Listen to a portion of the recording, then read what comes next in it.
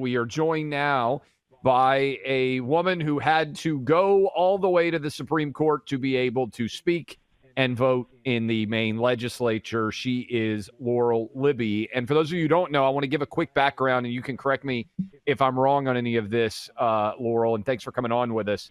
You spoke out against men being able to win women's championships in Maine, something that I would imagine the vast, vast majority of people in Maine, certainly almost everyone listening to us in Maine right now would agree with, but the vast majority of people in general.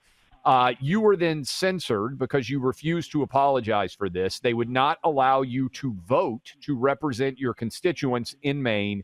You went to the Supreme Court, and the Supreme Court yesterday in a 7-2 ruling said the Maine legislature has to allow you to do your job on behalf of your constituents. Have I got that right? Can you believe that all this has actually happened? That is a very concise yet accurate summary, I would have to say. And no, it's pretty unbelievable when you say it like that. Remarkable that a majority party would try to silence a member of the minority party and take my constituents' vote away. It's astounding. The defenders of democracy at work. What exactly is there? And Laurel, appreciate you being with us, and thank you for doing what you've been doing, standing for what is, I think, obvious truth in this matter. But just so I'm clear on this, Clay's been following this story very closely. What is their rationale for silencing you? Like, what, I understand you've gone against the narrative, but officially speaking, on what grounds are they doing this? Well, they don't really have good grounds to do this. First of all, I haven't broken the law. I didn't do anything, even against our rules, which they're claiming that I did. What I did was, from the privacy of my own home, I made a Facebook post and posted side-by-side photos of a biological male participating in the pole vault, winning 5th place at a regional meet last year, and then winning the girls' state championship this year. And, they say a picture speaks 1,000 words, and this did. And so the excuse that they came up with was that this was a photo of a minor. And I'll just remind folks that when you win a state championship, you have to expect that your photo is going to be out there. And indeed, these were publicly shared photos that were public before I shared them. And but that's the grounds that the Democrats are trying to stretch to say that this should not have been posted, and we use that to make their unconstitutional censure and say that I'm not allowed to represent my constituents. So you're still not allowed to speak on the floor of the state house. Is this true? In other words, while you're allowed to vote, you aren't allowed to make arguments about how you were voting? That is entirely accurate, and it's just as ludicrous as it sounds. So I will be allowed to vote now, but I will not be allowed to speak as the case makes its way through the courts. Of course, being able to vote on behalf of my constituents, that is the most important piece, and that's how my constituents had been disenfranchised with not having a vote on the legislation. And so that's what we requested from the Supreme Court in our emergency application, was to have the ability to vote on behalf of my constituents. And on June 5th, we'll be heard in the First Circuit Court of Appeals regarding the full case, and that includes getting my voice back. Okay, so this is just bonkers to me that this could become an issue in any state. But if it became an issue, let's say in Illinois or in Vermont or in California, states that are overwhelmingly Democrat, that might make a little bit more sense. But Trump won one of the congressional districts in your state. The state was decided by 7 points overall. What percentage of Maine residents do you think agree with the argument that you are making? What do you hear when you go out and about in the state? Well, when I talk to folks, it's clear that the polling that demonstrates 2/3 of Mainers don't believe that biological males should be participating in girls' sports is extremely accurate. But I have to tell you, the numbers are even more startling than you may realize. Of course, the breakdown by congressional district is impressive, but when you get to actually how much the Democrats won the House majority by in our state of 1.3 million people, they only won the majority by 60 votes across the entire state. So they're ruling with an iron fist here and making these unconstitutional moves when they only hold the majority by 60 votes.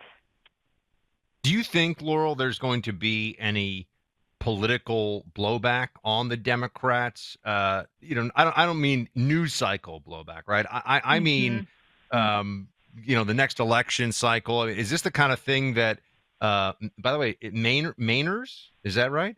Mainers, you got it. Mainers, just making sure. Mainers, they see this and they realize, wow, the Democrats in our state have lost their minds. What's your sense of that? Yeah, as I talk with folks, it does seem apparent to everyone but Augusta Democrats that they have lost their minds. And I say Augusta Democrats because this goes across party lines. There are plenty of Democrats out and about in Maine who think it's insanity to allow biological males to compete in girls' sports. And they also think it's insanity to unconstitutionally bar a sitting legislator from voting on behalf of her district. So the folks who are in power in Augusta are way out on a limb here. It is not representative of your average Mainer that doesn't agree with them.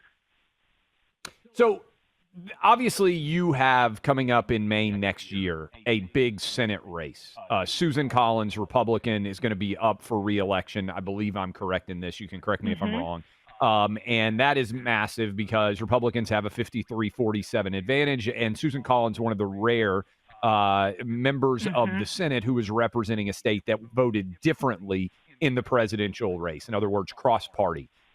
Am I crazy, or does this have to be a fairly significant issue statewide in that race based on what the Democrats in the legislature have done to you? I certainly hope this has significant influence in the 2026 election. Of course, we do have Senator Collins' re-election. She is the last Republican senator in New England, which is pretty remarkable. In addition, we also have a gubernatorial race. We have, of course, the congressional CD1 and CD2. And we also have the full legislature every 2 years, House and Senate, up for a vote. And so, I hope that this does come back to bite the Democrats next year, and I certainly will be working very hard to ensure that it does. Laurel, appreciate you standing strong on this issue, and as you continue to do just that, we'll have you back on the show. Make sure everybody knows about what you're doing up in Maine. Beautiful along the coast, I hear. Mainers have some great stuff up there. It's gorgeous throughout. All right, wonderful. Thank you so much. Thank you. All righty. Clay, I'm going to talk to everybody about Birch Gold here for a second. Let's do it. Look, I've been a gold guy for a long time. I'm a believer in gold. And about over a decade ago now is when I purchased my first gold. It was gold coins. And they've gone up more than 160% in value. Today, it's even easier to purchase gold. There are many more ways to do it. Includes your IRA, your 401k, even your savings account. It's important as ever to do this given external factors beyond our control and the systemic realities of our debt and how we're going to have financial issues as a country in the future. And you just want to be prepared for it. You want to diversify. You want to take action now. One of the best ways to protect your savings is through that diversification I talked about with gold from the Birch Gold Group.